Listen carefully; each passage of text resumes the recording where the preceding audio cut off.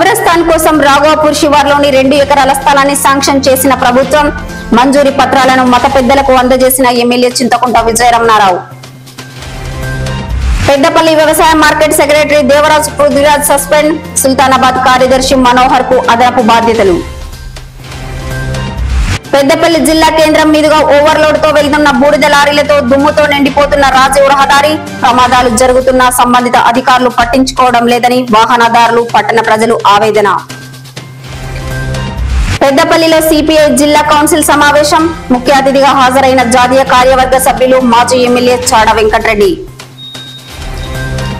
Private lecturers సమస్యల సాధనకు కృషి చేసే అభ్యర్థిని ఎమ్మెల్సీగా గెలిపించుకుంటాం, private lecturers JAC convener Vangapalli Rajeshwar.